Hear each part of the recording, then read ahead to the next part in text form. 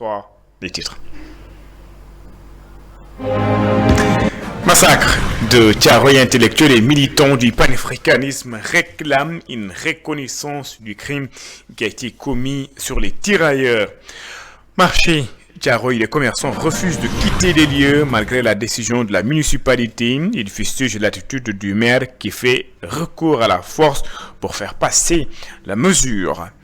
À Ziguinchor, les opérateurs de la filière anacarde réclament l'organisation d'un comité régional de développement pour le lancement de la campagne de commercialisation de l'anacarde qui tarde selon eux. Voilà pour les titres de développement, c'est dans une poignée de secondes.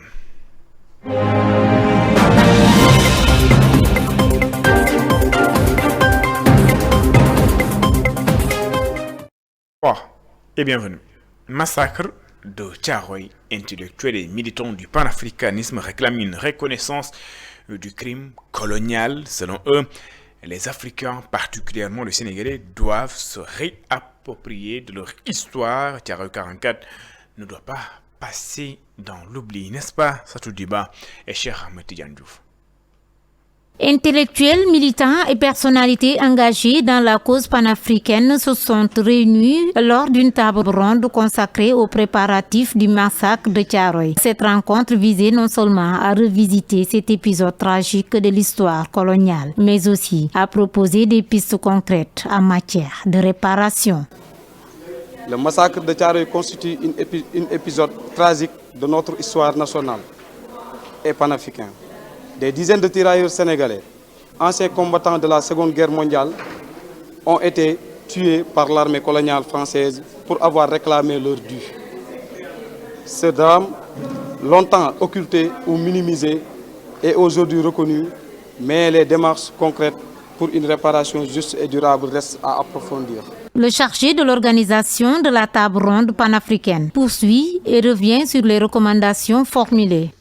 Nous recommandons la mise en place d'un centre public de référence au Sénégal, destiné à documenter les violences coloniales subies sur notre territoire.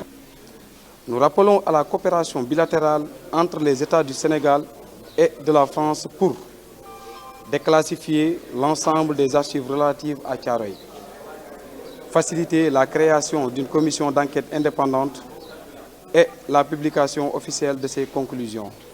Nous appelons le gouvernement sénégalais à saisir l'UNESCO et les Nations Unies pour la reconnaissance du massacre de Thiaroye comme crime colonial. Parmi les panélistes, le président du mouvement Djamogorhi estime que les autorités africaines peinent à saisir les véritables enjeux de ce courant politique et historique qui dépasse largement le cadre des discours.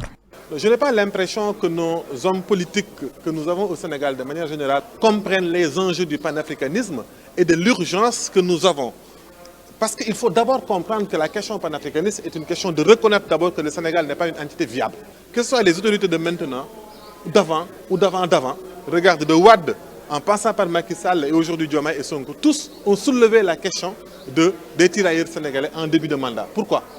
Parce qu'on agite l'histoire pour faire semblant, alors que nous on est toujours dans cette face-à-face où c'est la France, c'est l'Occident. Alors que des vrais panafricanistes doivent se projeter vers l'avenir. Les échanges ont mis en lumière une volonté partagée, faire de la mémoire un levier d'action politique en un outil de construction d'un avenir plus juste. En somme, cette table ronde s'est imposée comme un moment fort de réflexion, mais aussi comme un appel à l'engagement pour la reconnaissance du massacre de Thiaroye en tant que crime historique appelant à vérité, justice et réparation. Marché Thiaroye Gare, les commerçants sommés de quitter les lieux. Ces derniers s'opposent à la décision de la municipalité. Ils dénoncent la méthode utilisée par le maire et interpellent les autorités. Ngagne Amar, secrétaire général du comité de gestion du centre commercial, est ici au micro de Maud Lamine Fati et de Cheikh Maguette Mbaye. C'est une situation qui dépasse les bornes. Situation que nous déplorons. C'est dans le cadre du Djubanti. On ne peut pas concevoir des faits de parfaite se repasse. Nous déplorons toute situation. On n'est pas prêt pour serrer l'emprise. Parce qu'on ne peut pas déplacer des milliers de jeunes dans un cadre qui connaît le Sénégal dans une situation qu'on ne peut même pas comprendre. C'est des pères de famille qui passaient toutes les journées ici, qui gagnaient leur pain ici. Ce qu'on veut, désormais, on ne peut pas concevoir qu'on donne ça à Fallou Ndiaye. Si le maire est prêt à revendre, il n'a qu'à nous vendre nous-mêmes. On est prêt à acheter. C'est ça qu'on voulait. Au chef de l'État, son premier ministre, et plus particulièrement au ministre de l'Intérieur. Donc, la police est intervenue. Depuis 9h, 10h, 11h, ils étaient là à me déguerpir. Vers 13h, la police est venue et intervenue et bloqué le système.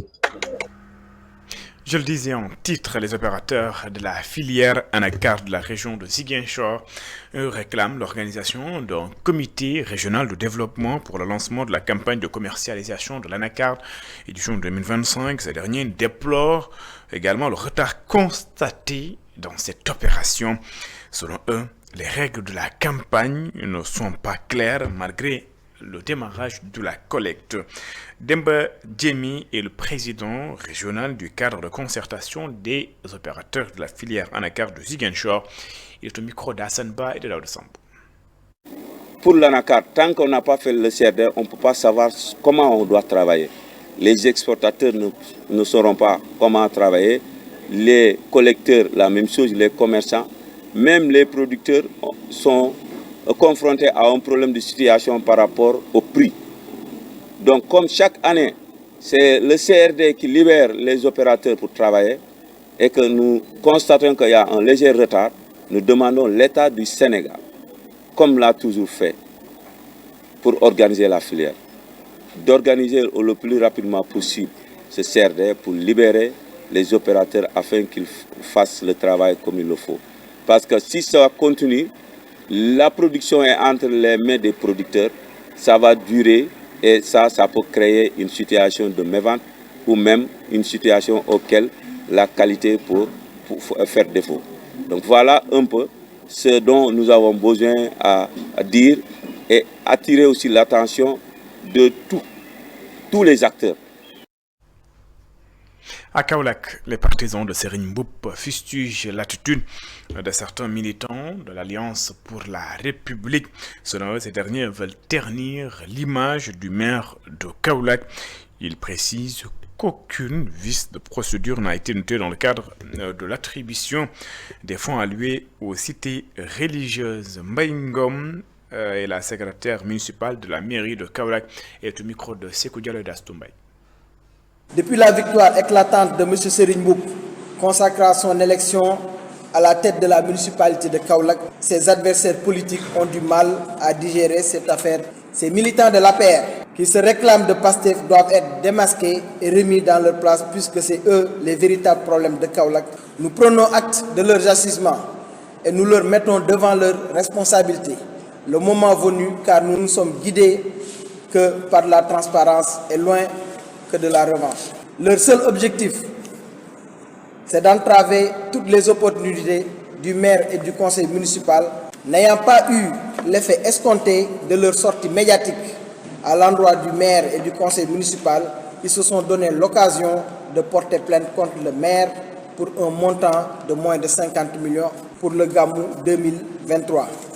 Animés par une mauvaise foi et sachant nettement leur objectif de nuire la réputation de M. Serigne Mboup, ces politiciens perdants ont accusé à tort le maire et ses collaborateurs de vol en réunion, escroquerie, faux, usage de faux et détournement de deniers publics. Ayant comme seul objectif de salir la réputation du maire et du conseil municipal, ils ont porté plainte en utilisant la citation directe. Cette démarche à elle seule prouve que les intéressés sont plutôt guidés par une volonté de salir la réputation autre que de contrôler ou de juger la gestion des deniers publics de la mairie. Dans le cadre du programme d'accès universel à l'eau, la commune de Sandiara a obtenu, grâce à l'appui de ses partenaires, une addiction à l'eau pour les villages de Garage Diakhere, Lulindia et Khaopol. Le maire se réjouit de ce partenariat qui, selon lui, va soulager les populations. Aliou Ning est au micro de Muntagakan et de Mamoudouba. Messieurs les chefs de village de la commune de Sandiara, mais particulièrement du village de Khaopol, de Garage Diakher et de Lulindia, chers invités, chères populations, mesdames et messieurs, C'est avec une immense joie et une grande fierté que je me tiens devant vous aujourd'hui à Kaupel pour marquer un moment historique et essentiel pour notre commune, la réception officielle des travaux d'adduction d'eau des villages de Garas Djaher, Lulindia et Kao. L'accès à l'eau est un droit fondamental. Il est aussi le socle du développement, de la santé publique et de la dignité humaine. Aujourd'hui, grâce aux efforts conjugués de plusieurs acteurs et à la solidarité de nos partenaires, ce droit devient une réalité tangible pour les habitants de ces localités. En effet, ce projet entre dans le cadre de la coopération décentralisée à travers le dispositif conjoint franco-sénégalais piloté par le ministère français en charge des affaires étrangères et celui sénégalais en charge des collectivités territoriales, que je remercie très sincèrement. Réhabilitation du pont de Djokoul, le maire de la ville de Rufisque et des habitants font front. Comment Omar Cissé salue la pertinence du programme de soutien, d'accompagnement, de suivi des actions des communautés de la ville de Rufisque. Docteur Omar Cissé, maire de la ville de Rufisque, il est interrogé par Babacar Seck. Quand les populations entreprennent, la mairie vient les accompagner. L'accompagnement peut revêtir plusieurs formes. Quelquefois, comme dans le cas d'espèces, nous avons mobilisé de l'argent pour payer les ouvriers du quartier qui travaillaient dans le chantier. Il nous arrive aussi, comme dans le cas d'espèces, de mobiliser des matériaux. Il nous arrive aussi de les accompagner sur le plan technique, parce que le DST qui est un ingénieur en génie civil, M. Nias, a été là pour les coacher, pour les accompagner. Certains de nos engins même sont intervenus dans la démolition. Ça veut dire que les formes d'appui de la ville peuvent être multiples. Donc on peut mettre notre expertise, on peut mettre des matériaux, on peut amener notre logistique, on peut donner de l'argent, on peut faire énormément de choses. Mais il faudrait pour cela que les populations se lèvent et aient le besoin, manifestent l'engagement de trouver une solution aux problèmes auxquels ils sont confrontés. C'est pourquoi le passé, pour nous, ce n'est pas un secret. Je l'ai dit tantôt, j'ai fait plusieurs années avant d'être maire. J'ai parcouru ma ville, je connais ma ville, je suis allé partout. Je sais quel est l'engagement que les populations sont. Si on a conçu le passé, c'est parce qu'on était sûr qu'il y aurait du répondant dans les populations. Signature de plusieurs conventions entre la CSS, compagnie sucrière sénégalaise, et des centres de formation de Saint-Louis et de Dakar. Objectif: former et faciliter l'insertion de plusieurs jeunes dans le monde du travail. Moment Ralicignon et Mokhtar Seck. La compagnie sucrière sénégalaise vient de signer des conventions avec 5 centres de formation de l'Axe Nord et de Dakar pour contribuer à la formation et à l'insertion des jeunes. Une initiative qui cadre bien avec le référentiel Sénégal 2050. Ce programme et ses organisations partenaires offrent à la CSS un terreau fertile, mixant l'enseignement, l'apprentissage et l'insertion, qui permettra d'assurer la relève de ces équipes d'une part, et d'accompagner le processus d'extension et de modernisation de ces installations d'autre part. Mesdames, Messieurs, la CSS est tout d'abord un complexe agro-industriel aux activités multiples. Le ministre de la Formation professionnelle qui a présidé cette rencontre a vivement salué l'engagement de la compagnie sucrière. Monsieur le directeur général de la CSS, votre engagement, concrétisé par la signature de conventions avec les établissements de formation professionnelle et technique de la zone nord, constitue un acte concret de cette co-construction du développement. Vous contribuez ainsi à offrir à de nombreux jeunes une perspective d'avenir, un métier et donc une dignité. Le ministre a également salué l'appui du Grand-Duché de Luxembourg qui soutient activement ce projet et dont l'ambassadrice a pris part à cette cérémonie. Le président de l'Assemblée nationale est en Turquie.